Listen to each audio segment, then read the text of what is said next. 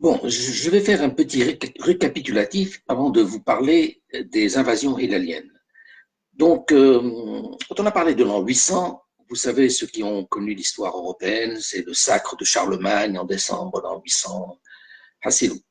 Qu'est-ce qui se passe? Quel est le contexte des empires à ce moment-là?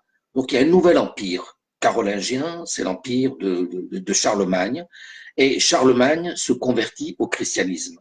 Et à ce propos, il y a une anecdote, je m'excuse de l'histoire, c'est toujours le plaisir de l'anecdote. Quand il est rentré à l'église de Rome, en fait, il faisait une conquête de Rome, hein, donc il se convertit au christianisme, c'est une affaire de conquête. Et donc, quand il rentre dans l'église, le pape, je crois, me semble-t-il, alors que Charlemagne est en train de prier, il lui met la couronne sur la tête. Et Charlemagne était furieux. C'est pas lui qui me met la couronne sur la tête. C'est pas le christianisme qui me fait chef. C'est moi qui deviens le chef du christianisme. Donc, et cette erreur, Napoléon va éviter de ne pas la faire puisque Napoléon va se sacrer lui-même empereur. Donc, quand Charlemagne rentre dans cette église, il est en train de prier et il dit, en principe, on m'acclame, comment dire, je mets mon règne, et ensuite et ensuite on se dévoue à moi.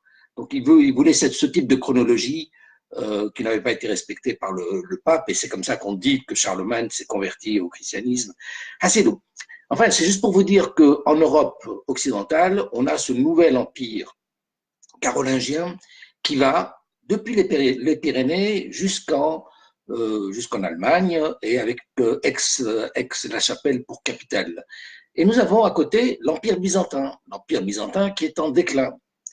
Et le fait de perdre Rome, eh bien, c'est une grande perte pour l'Empire byzantin, puisque l'Empire byzantin veut dominer la Méditerranée. Et puis là, subitement, il perd Rome. Donc, à un certain moment, il dominait sur Rome, et là, maintenant, il perd Rome. Et donc, comment il s'appelle, Charlemagne ne veut pas considérer l'Empire byzantin. Pourquoi? Parce qu'il est dirigé par une femme. Mais à l'époque, il y avait une certaine Irène, je m'excuse, j'ai perdu la mémoire. Irène l'athénienne, ou Irène la byzantine, c'était elle qui était la femme de l'empereur qui avait succédé. Et lui, il a dit, oh, on n'écoute pas, c'est une femme qui règne, sa voix ne compte pas. Et en fait, elle, Irène, va essayer de se dire, et si on se mariait ensemble, Charlemagne, comme ça on ferait un grand empire mondial, etc. Et puis cet empire byzantin, il est menacé à son sud par les nouvelles provinces musulmanes, arabes, la musulmane, je ne sais pas comment est-ce qu'on doit les appeler. Et voilà, donc nous avons à peu près le contexte de l'an donc avant l'an 800, donc nous sommes au 8e siècle. Et parmi les militaires des Abbassides, il y avait un certain Beni Arleb. Beni Arleb, dont le général avait contribué à la victoire du Grand Zab en 750, et donc la fin des Omeyyades et la montée des Abbassides. Et donc les Abbassides, à la fin du 8e siècle, sont une puissance importante, et pour récompenser Beni Arleb, on lui donne la région de Kérouan, dont le fils crée une dynastie héréditaire. Et donc, nous sommes à l'an 800. À l'an 800, nous avons Charlemagne et nous avons l'Empire abbasside. Et l'Empire abbasside et Charlemagne s'entendent relativement bien. C'est-à-dire, vous savez, la fameuse histoire de Roland dans les Pyrénées, on arrête les Sarrasins à Poitiers, etc. Avec Charlemagne, les relations s'apaisent entre le monde abbasside, le monde arabe, et ce monde de Charlemagne. Et vous savez que Bagdad était dirigé à l'époque par un certain Haroun al-Rachid, qui avait envoyé une mission diplomatique dans laquelle il avait envoyé une montre, il avait envoyé un éléphant, enfin il avait envoyé des cadeaux qui avaient épaté Charlemagne, parce que le monde arabe à ce moment-là était assez avancé dans les sciences, dans les arts, dans la technique. Et effectivement, donc j'en reviens à notre Ifriqiya, pour vous dire que le 9e siècle, donc l'an 800, et après, c'est l'âge d'or arabe. Donc, je vous ai parlé de cet âge d'or arabe de Kérouan, où il y a une dynastie héréditaire à part, et donc qui va nous laisser toute cette civilisation des Aghlabites. Alors, on passe au Xe siècle. Xe siècle, c'est les rébellions. Je vous ai parlé de la rébellion d'Abou Yazid. À elle toute seule, elle a failli ébranler. Oui, Xe siècle, donc c'est l'avènement des Fatimides et la révolte d'Abou Yazid qui ébranle complètement les Fatimides. Ils sont près de mourir. Donc en 946, je crois, il y a un siège terrible qui est mené à Mehdiya. Et la dynastie des Fatimides est sur le point de s'écrouler, et ils sont sauvés par un certain Zéri ibn Menad. Et donc, je vous avais dit que je vous parlerai aujourd'hui des invasions hilaliennes, parce qu'elles sont marquantes, et en fait, je ne vais pas vous parler aujourd'hui des invasions hilaliennes, je vais plutôt vous parler, parce qu'il y a une période de 80 ans, assez méconnue, qui précède les invasions hilaliennes et qui est une sorte de Sainte Barthélemy des musulmans, puisque les musulmans se sont entretués durant cette époque. Donc, à partir de 946, 947, après la mort d'Abou Yazid, il y a une nouvelle dynastie régnante, c'est la dynastie des Zirides. Zirid, c'est Menad ibn Ziri, qui est un Sanhaji, qui vient sauver les Fatimides, et les Fatimides vont s'installer au Caire. Alors, je vous ai parlé de cette grande problématique, cette conception très conflictuelle historique des Fatimides. Enfin, j'ai perdu le mot, excusez-moi. Il y a un grand désaccord entre l'Égypte et l'Afrique du Nord par rapport à ces Fatimides. Parce que les Fatimides, est-ce qu'ils ont conquis le Caire par stratégie, puisqu'ils avaient dit nous prenons l'Afrique du Nord et ensuite nous reprenons l'Égypte et ensuite on se retourne contre Bagdad, mais entre-temps il y a 200 ans qui sont passés. Alors est-ce que c'est cette stratégie qui se met en place ou alors est-ce que ce sont les Ifriqiens, les Sanhaja, qui prennent l'Égypte, qui fondent le Caire et qui renvoient carrément les Fatimides. Est-ce que c'est une transaction ou c'est une transmission? Donc, on peut voir l'histoire de cette manière, mais les Égyptiens, eux, les Égyptiens en tout cas de l'époque, ils veulent faire carrément le hold-up et ils prennent les Ifriqiens comme des Irides, comme des vassaux, vassals qui doivent impôt. Mais les Ifriqiens ne le voient pas ainsi. Donc, les Ibn Ziri ne voient pas ça, des choses comme ça. Menad ibn Ziri, donc il est allié, on ne sait pas, on n'a pas tous les documents, donc on n'a pas toute l'histoire. Et c'est un peu grâce à ses troupes, quelque part. D'abord, il a sauvé les Fatimides, et ensuite, il a l'Égypte, le Caire, et ensuite, il a installé les Fatimides là-bas, et puis, il va vers la conquête de l'Afrique du Nord.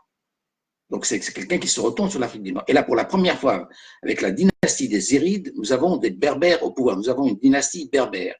Il faut voir que jusqu'à présent, avec les Obeidallah, etc., c'était des souverains étrangers qui venaient de Syrie. Mais là, à partir de ce moment-là, ce sont des souverains berbères. Et donc, le premier d'entre eux, c'est, je vous ai dit, Ziri ibn Menad, qui va régner avec ses enfants. Alors, Ziri ibn Menad meurt en 971, au cours d'une bataille, l'unification de l'Afrique du Nord, je ne sais pas comment on peut qualifier ça, je ne connais pas les détails de l'histoire. En tout cas, il meurt à ce moment-là et il est remplacé donc par son fils qui lui succède. Et son fils, c'est Bolorin ibn Ziri qui gagne un titre de gagneur, puisqu'il va conquérir toute l'Afrique du Nord. Je m'excuse, je n'ai pas le mot sous la main, mais il avait un titre de vainqueur, vous voyez. Et donc, il a occupé toute l'Afrique du Nord et il a un titre, un éloge glorieux. Et donc, vous voyez, là, pour la première fois, bien avant je perds ma mémoire aujourd'hui, bien avant les Mouahidines, il y a eu une unité de l'Afrique du Nord sous Bolorin ibn Ziri, ce qu'on ne dit pas assez.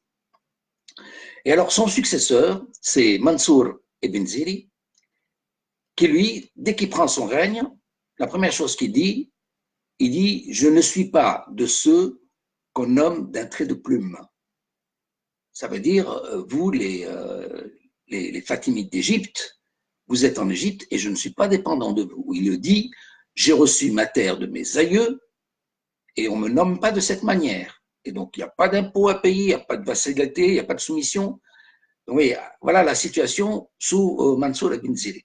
Et alors, évidemment, cette déclaration va fortement déplaire aux Fatimides d'Égypte qui vont fomenter, ou à la fermenter, je ne sais pas quel est le mot qu'il faut utiliser, des troubles sociaux, des rébellions en 984, en 986, en 989, des refus de payer l'impôt, et alors il y a toute cette période donc de 946 jusqu'aux invasions hélaliennes qui commencent en 1048, donc une période de 80 ans.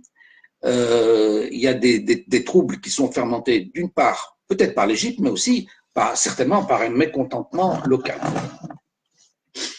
Et alors, je vous disais que c'est une guerre de religion.